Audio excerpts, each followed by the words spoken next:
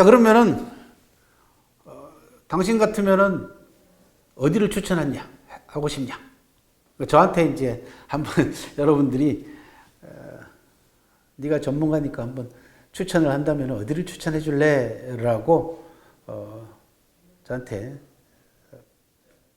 추천할 곳을 물어보신다면 저는 이렇게 이제 말씀을 드리고 싶어요. 전 세계적으로 유네스코가 세계문화유산이라는 것을, 세계유산이라는 것을 지정하고 있습니다. 여러분들 전 세계 여러 국가 가운데 세계유산이 제일 많은 곳이 어딘지 아세요? 작년까지인가, 재작년까지인가가 이탈리아였습니다. 근데 작년으로 중국하고 이탈리아가 같아졌습니다. 모두 55개 항목입니다.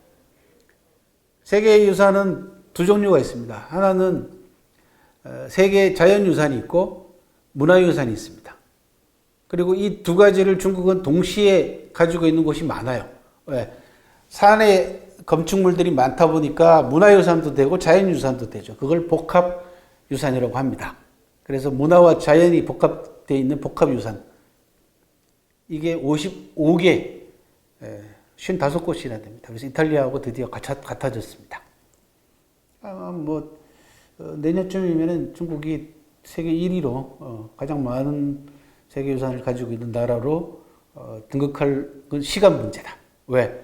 지금 신청해놓고 대기하고 있는 곳이 여러 곳입니다. 그래서 세계유산에 맞춰가지고 중국을 한번 다녀보시는 건 어떨까라고 하는 걸 한번 샘플로 추천을 해드립니다. 세계유산 가운데서도 여러분들이 좋아하시는 유산 있을 거 아니에요. 그죠? 내가 궁궐을 좋아하면은 북경으로, 베이징으로 가면 됩니다. 불교하면 아까 말씀드린 오대산으로 가면 됩니다. 종교하면은. 이렇게 테마별로 맞춰가지고 세계유산 쪽으로 주제를 집중하셔도 충분히 가능하다. 그리고 유형별로 유산을 제일 많이 갖추고 있는 유일한 나라입니다. 중국은 역사, 그 다음에 땅덩어리가 워낙 넓다 보니까 자연, 이런 부분들이 다 같이 한데 어우러져 있죠. 그러니까 문화유산, 자연유산, 복합유산을 다 갖고 있다는 얘기입니다. 무려 55군데나 갖고 있죠. 그러니까 메뉴가 다양하다, 그런 이야기죠. 문화유산하고 자연유산을 합쳐져 있는 복합유산만 14군데나 됩니다. 그러니까 자연도 보고 산도 보고 풍광도 보고 역사 문화도 같이 볼 수 있는 겁니다. 14군데나 되죠. 그죠? 그래서 여러분들 취향에 맞춰서 얼마든지 골라서 가실 수가 있다. 그럼 구체적으로 한 군데를 꼭 집어서 말씀을 드리면 베이징 중국의 수도, 정치 수도니까 무슨 역사 문화유산이 얼마나 많을까 하겠지만요. 천만의 말씀이요. 세계유산이 7개나 됩니다. 베이징 그 주변하고 해서. 북경이 관할하고 있는 지역 내에 세계유산만 7군데가 됩니다. 그러니까 여러분들이 베이징 한 군데만 가서도 이 7군데를 다 보는데 시간이 한참 걸리죠. 그 부분은 나중에 베이징을 소개할 때 따로 말씀을 드리도록 하고요. 2004년 제28회 세계유산위원회가 수저우, 소주라고 하는 곳에서 개최되기도 했습니다. 그래서 샘플로 저한테 추천을 하라라고 말씀을 하시면은 세계유산에 초점을 맞춰가지고 한번 다녀보는 건 어떨까라고 추천을 해드리고요. 세계유산과 관계되어 있는 잡지와 사진들을 몇 군데 소개를 해드릴게요. 지금 보고 계시는 것은 베이징의 자금성 겨울의 모습입니다. 자금성 바깥에 이거 해자라 그러죠, 그죠? 성을 적군이 쳐들어오는데 시간을 끌기 위해서 성 옆에다가 깊은 해자를 파죠, 그죠? 시간을 끌기 위한 보호 장치입니다. 방어 장치라고 보시면 되는데 그 해자와 더불어서 자금성의 야경입니다. 이거는. 그 다음에 중국의 세계유산을 지도에다 표시한 지도고요. 그 다음에 우리나라하고도 관계되어 있는 세계유산이 있습니다. 그게 고구려 수도였던 길림성 지반이라고 하는 곳에 중국말은 지안이라고 합니다. 지반에 남아 있는 적석총 아시죠, 그죠? 이거 고구려 형식의 무덤입니다. 이 적석총이 공중에서 보면 저렇게 멀리서 보니까 작아 보이죠. 실제로 가면 어마어마한 규모입니다. 이 크기가 이런 게 수백 개 남아 있습니다. 자, 이제 그러면은 추천도 받았고, 그죠? 여러분들이 이제 직접 가보셔야 되지 않겠어요, 그죠? 예, 그럼 가기 전에 사전 준비가 뭐가 필요할까라는 겁니다. 저는 가능하면 가시기 전에 디테일하게 준비해라. 꼼꼼하게 준비하라. 준비한 만큼, 사전 준비한 만큼 사실은 얻어올 게 많은 나라가 중국이고, 여행이 원래 그렇지 않습니까? 그죠?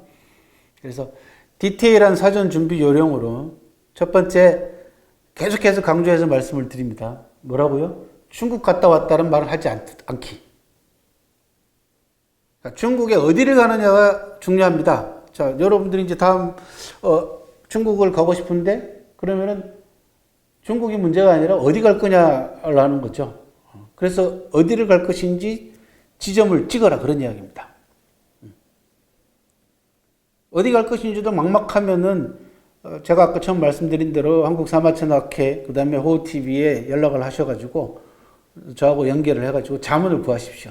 그러면 제가 상담을 해드리겠습니다. 예를 들어서 나는 정원 문화를, 일본식 표현으로는 정원 문화고 우리는 이제 원림 문화라고 합니다. 그죠? 이 원림 문화를 보고 싶은데 원림하면 누가 뭐라 그래도 소주, 수저우라는 곳입니다. 소주를 가고 싶다. 여기 이제 지점이 정해졌습니다. 그러면 지도를 통해서 여러분들이 소주가 어디 있는지, 수저우가 어디 있는지 확인을 하셔야 될 거 아니에요. 점을 찍어야 될 거 아닙니까? 두 번째는 뭐냐면 수저우가 어디에 속해 있냐라는 걸 두 번째 확인하셔야 됩니다. 즉 수저우를 포함하고 있는 행정단이 그게 강소성이라는 것입니다. 중국말로 장수라고 합니다. 강소성에 속해 있는 곳이 소주입니다. 그렇게 해서 먼저 지점을 찍고 그 다음에 강소성과 지향수와 그 다음에 수저우에 관한 정보를 여러분들이 차근차근 하나둘씩 SNS를 통해서도 좋고 요즘에 그런 정보들을 올리는 분들이 워낙 많고 또 다양하기 때문에 여러분들이 조금만 관심을 기울여서 좀 디테일하게 검색을 하셔가지고 여러분들이 원하는 쪽으로 정보를 얘기를 하시는데 입수를 하시면 되는데 제가 원해드리고 싶은 건 뭐냐 그러면 인문지리하고 역사 문화입니다. 그러니까 수저라고 하는 이 도시의 과거 역사를 먼저 추적을 하시라 그런 이야기입니다. 왜 이런 말씀을 드리냐 그러면 중국 사람들이 과거 역사를 대단히 중시하는 민족입니다. 중국 14억 인구가 전부 다 그렇습니다. 그러니까 어딜 중국에는 이 수저와 관계되어 있는 포털 사이트를 뒤져가지고 검색을 하게 되면 항상 먼저 나오는 것은 역사부터 나옵니다. 수저라고 하는 이름이 어디서 나왔으며 언제부터 사용됐으며 현재까지 수저의 역사를 쭉 기록을 해놓은 다음에 그 다음에 경제는 어떻고 그 다음에 가볼 것은 어떻고 이렇게 쭉 정보가 나온다는 얘기죠. 그래서 항상 여러분들이 가시고자 하는 지역의 역사 그 다음에 인문지리 즉 그 수저우 주변에 흐르고 있는 강은 무엇이며 산은 뭐가 있으며 이런 부분들을 공부를 하셔라. 그 다음에는 어떻게 해야 됩니까? 수저우 가운데서도 어디를 갈 것이냐. 현재 남아있는 공간을 확인하는 거죠. 그죠? 앞에 부분에 여러분들은 주로 시간을 공부하셨다면은 역사는 시간이잖아요. 이제는 공간을 확인하셔야 됩니다. 수저우는 이제 원림 문화가 가장 발달한 곳이고 또 가장 잘 남아있는 곳입니다. 우리나라로 얘기하면 담양에 이제 소세원 같은 곳이 수저우는 수도 없이 많이 남아 있습니다. 그래서 수저우에 있어서 여러분들이 가고자 하는 그 원림을 여러분들이 확인을 하시면 된다. 그런 얘기입니다. 또 하나 더 말씀을 드리고 싶은 것은 수저우를 대표하는 인물은 누가 있을까? 역사적인 인물들. 이 인물들하고 관계되어 있는 유적들이 상당히 많이 남아 있습니다. 중국은. 그래서 항상 그 지역에 여러분들이 점을 찍고 공간을 확인하셨으면은 시간을 확인해서 역사를 확인하고 그 다음에 구체적으로 이제 남아있는 현재에 내가 볼 것을 확인하고 그 다음에 이 지역을 대표하는 역사적인 인물로는 어떤 인물들이 있는지 같이 확인을 하시라는 얘기죠. 그러면은 유적이 나옵니다. 10중 8구는 나옵니다. 그 인물에 대한 유적이. 그렇게 해서 공간들을 챙기셔가지고 지도를 통해서 그 다음에 교통편을 확인하셔가지고 알뜰하게 여러분들이 요즘은 특히 이제 시티 투어 같은 것도 잘 되어 있기 때문에 여러분들이 경제적으로 그죠? 돈 많이 들이지 않고 대단히 알차게 여행할 수 있는 곳이 중국이다. 그런 말씀을 드립니다. 자, 그러면 이제 구체적으로 이제 저하고 이제 가상 공간이죠, 그죠? 이 영상을 통해 가지고 이제 중국 전역을 이제 다녀보시게 될 텐데, 제가 모든 걸 다 여러분들한테 안내해 드릴 수가 없지 않습니까? 그러니까 호TV의 좀 가자 중국, 좀 가중의 특징을 먼저 여러분들한테 소개 말씀을 드리도록 하겠습니다. 제가 슈퍼맨이 아니기 때문에 뭐 여러분들한테 원하는 거 다 해드릴 수는 없습니다. 제가 중국을 뭐 반올림에서 한 200차례 가까이 지금까지 다녀왔는데요. 아직까지 다 다니려면 멀었습니다. 그러니까 23년 됐네. 23년 동안의 제 노하우를 종합해서 여러분들한테 그 가운데 제가 제일 잘할 수 있는 부분들, 잘 알고 있는 부분들에 관해서 집중적으로 소개해 드립니다. 첫 번째, 호TV의 좀 가중의 특징은 숙박과 식당과 먹거리에 대한 안내를 하지 않습니다. 무슨 말씀인지 아시겠죠? 그죠? 예. 그러니까 어디서 살 것이면 뭐 호텔이 어디가 좋으면 뭐 그다음에 식당은 어디가 좋으면 뭐 먹을 거는 뭐가 좋은 이런 것들은 안내하지 않습니다. 자칫 잘못하면 편견을 줄 수도 있고 또 수시로 지금 변하고 있기 때문에 숙박시설 같은 경우는 중국이 지금 호텔이 뭐 하루에도 수십 군데 들어서기 때문에 여러분들 소개하지 않습니다. 이건 또 여행사가 가지고 있는 정보가 저보다 훨씬 낫기 때문에 여행사를 통해서 확인하셔도 좋고, 그 다음에 SNS를 통해 가지고 바로 어제 다녀오신 분들의 여행기가 올라온단 말이죠. 그러니까 그 부분 그걸로 확인하시면 된다. 솔직히 말씀드리면 사실 제가 여기 관심이 별로 없습니다. 잠자는 거라든지 먹는 거에 대해서는 제가 별로 관심이 없기 때문에 그렇기도 하고요. 이런 말씀을 드리고 싶네요. 우리나라도 국민소득 10,000불을 돌파했을 때 여행가라고 정부에서 한참 부추긴 적이 있습니다. 그때 가장 많은 혜택을 본 사람들이 누구냐 그러면 국내 여행과 관계되어 있는 책을 낸 사람들입니다. 마이카 시대에 국민소득 10,000불이 딱 맞물려서 문화생활을 이제 누리고 싶어하는 그 욕구들이 표출이 됨으로써 그러면 어디로 가야 될 것인가가 나올 거 아닙니까? 그러면 거기에 관해서 나름대로 책을 써놓은 분들이 계실 거 아니에요. 그 책들이 불티나게 팔렸었거든요, 한때. 여러분들 제가 구체적으로 어느 분을 얘기하는지를 금방 아실 거예요, 그죠? 그런데 그 책들 가운데서 가장 그 당시에도 저는 그게 못마땅했습니다만은 식당을 소개하는 겁니다. 그러니까 우리나라처럼 작은 나라, 좁은 나라에서 식당 소개는 굉장히 위험합니다. 그래서 그 식당이 난리가 났었어요. 불티가 났죠. 거기 가서 안 먹으면 안 되는 것처럼 해서 난리가 났죠. 근데 그 가운데 상당 숫자의 식당들이 망했습니다. 왜? 밀려 들어오는 그 경제적 수익을 감당을 못 해가지고 그 부를 나름대로 철학을 가지고, 그죠? 손님들을 위해서 서비스를 향상시킨다든지 이렇게 해야 되는데 그게 그 다음 세대로 넘어가고 하면서 경영도 엉망으로 하고 또 자기 자신의 개인적인 돈 쓰는데 이런 데다가 낭비하고 하다 보니까 결국은 식당 문을 닫은 곳도 많고 또 망한 곳도 많습니다. 그런 경험들도 있고 하기 때문에 물론 뭐 제가 중국의 식당을 소개한다고 해서 중국의 식당이 흥하고 뭐 돈을 많이 벌고 망하고 그렇게 하지는 않겠습니다만은 그래도 이 부분은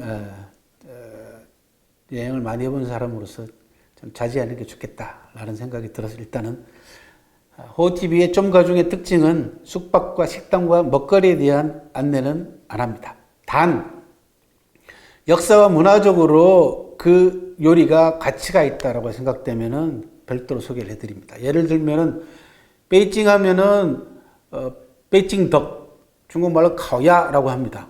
그죠? 베이징 덕은 너무나 역사적으로 유명해져 버렸지 않습니까? 그러니까 베이징 덕을 어느 식당 가서 먹으라고 제가 안내를 하지 않겠습니다. 그 대신 베이징 덕의 카오야의 역사에 관해서는 제가 안내를 해드리도록 그런 식입니다. 예를 들면 또 시안 가면은 만두 요리를 꼭 먹고 와라 그런 얘기합니다. 그러면은 왜 시안의 만두 요리가 유명해졌는가라는 그런 역사적인 유래라든지 그 뿌리라든지 그 과정이라든지 이런 부분들은 제가 소개해드리도록 하겠습니다. 두 번째는 교통편에 대한 안내도 하지 않겠습니다. 교통편이라는 게 뭐냐 그러면은 항공은 이제 여러분들 직항이 있기 때문에 직항 노선 타고 가시면 되고 중국 내 베이징에 도착해서 뭐 어디를 가려면은 몇 번 버스를 타고 그다음에 뭐 전철은 뭘 타고 가야 된다 여기까지 제가 잘 모릅니다. 그래서 거기에 대한 안내도 불가피하게 역시 여러분들이 SNS를 통해 가지고 또는 여행사를 통해서 확인하시기 바랍니다. 다만 여행에 꼭 필요한 교통 정보는 소개합니다. 예를 들어서 제가 이번에 그 8월 달에 중국의 춘추전국 시대 때 출연했던 제자백가라고 있죠. 유명한 철학가나 사상가들, 공자, 맹자, 묵자, 관자 이런 사상가들과 철학가들의 유적지만 집중적으로 탐방을 하고 왔습니다. 5박 6일 동안. 묵자의 고향인 등주라고 하는 곳에서 산동성 텅저라고 하는 곳에서 우리가 마지막으로 귀국하게 되는 산동성의 성도인 진안, 제남해라고 하는 곳까지 고속철을 탔습니다. 버스로 얼마나 걸리냐 그러면 4시간 반에서 5시간 걸립니다. 도로 사정을 감안했을 때. 근데 고속철 얼마나 걸린 줄 아십니까? 45분 만에 왔습니다. 그러니까 전체적인 여행 노선인 여러분들 코스가 나와서 이렇게 다녀오겠다. 뭐 예를 들어서 여러분들이 이번에 내가 이번에 여기를 다녀오려고 하는데 이렇게 일정이 이렇게 몇 박 며칠 동안 여기를 갔다 오고 싶습니다. 그러면은 동선을 어떻게 짤까요? 이건 제가 여러분들한테 컨설팅을 해드리겠습니다. 지금 말씀드린 바와 같이 버스를 타고 가는데 4시간, 5시간 가까이 걸리는데 고속철을 탔을 경우는 1시간 정도 걸리는 곳. 이런 곳은 제가 필수적으로 여러분들한테 교통편을 안내를 해드릴 의미가 있다. 그런 말씀. 그 다음 특징은요. 역사와 문화에 집착합니다. 호TV에 좀 가보자 중국은요. 역사와 문화에 집착합니다. 이건 뭐 제 전공이기 때문에 그렇다. 그런 말씀이고. 그 다음에 다양한 인문 정보에 주력합니다. 인문학적인 정보를 여러분들한테 드립니다. 특히 앞으로 중국에서 공부를 하고 싶거나 또는 중국과의 비즈니스라든지 적어도 중국과의 관계가 있는 분들한테는 이 인문학적 정보는 대단히 중요합니다. 중국에서 사업을 성공하기 위해서는 또 중국 사람들과 관계를 원활하게 하기 위해서는 이 인문학적인 정보야말로 현지화 전략의 필수 요소다라는 겁니다. 이걸 지금까지 한국의 기업들이 소홀히 하는 바람에 지난 사드 때문에 벌어졌던 위기 상황을 제대로 극복을 못하고 여전히 침체의 늪에 빠져 있는 것도 사실이거든요. 현지화 전략을 위해서는 중국엔 역사와 문화, 그다음에 인문학 정보가 필수적이다. 그런 말씀을 드리고. 다음으로 마지막 특징 가운데 하나는요. 한 곳을 집중적으로 소개해 드리겠습니다. 예를 들면 자금성 한 곳을 샅샅이 여러분들한테 소개해 드리는 쪽으로 그렇게 집중 공략하는 쪽으로 다른 여행 프로그램하고는 차별화시키겠다. 그런 말씀을 드립니다.